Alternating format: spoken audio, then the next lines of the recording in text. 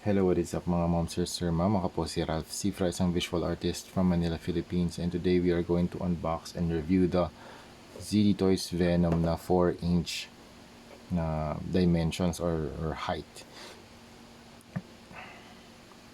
Yan. So dun sa selection, meron siyang Spider-Man, Rhino, Venom, Dr. Octopus, Green Goblin, Electro, Spider-Man 2099, Scarlet Spider, and Miles Morales. And also Spider-Gwen. Dito ang pinili ko si Venom. Dalawa yung kinuha ko sa Toy Kingdom, 279 pesos only. Yan, ito yung box art niya sa window type packaging. So makikita nyo na agad si Venom. Okay, here's Venom and the base. Ito yung base, medyo meron siyang honeycomb texture na pwede nyo siyang pagdugtong. So part siya ng circle. So pag ilan ba to? 1, 2, 3, 4, 5, 6, 7, 8, 9, 10. Kapag naka 10 kayo, makakabuo kayo ng bilog. Tapos yung base ni Spider-Man, ito. Siya yung circular base sa gitna. And then here's Venom. Medyo mabigat siya. I think ito yung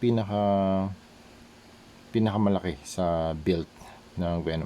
Ang next si Rhino. Okay. So very solid yung build. Build quality is nice. Wala namang mga loose na joints. Plastic quality. Medyo matigas naman. Ang texture niya smooth, and sculpt details wise maganda naman yung pagka-sculpt nila dito, yung mga parts and sections ng muscles very defined. Paint application is very nice too. Yung logo dito sa harap painted, dito sa likod hindi. Okay, tapos you have the very large eyes of Venom, very long tongue, sharp teeth, and very muscular body. Okay, so articulation, head can move 360, arms can move 360 outward, double jointed na elbow. You can also spin this, rotate. Okay, tapos mayroon din siyang waist rotation.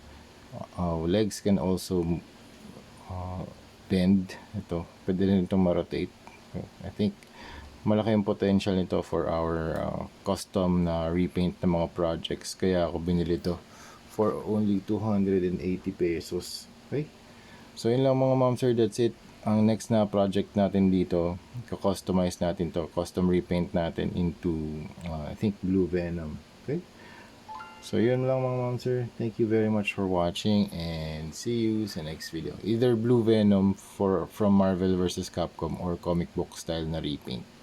Okay, so that's it. Thank you very much for watching and see you in the next video. Bye bye.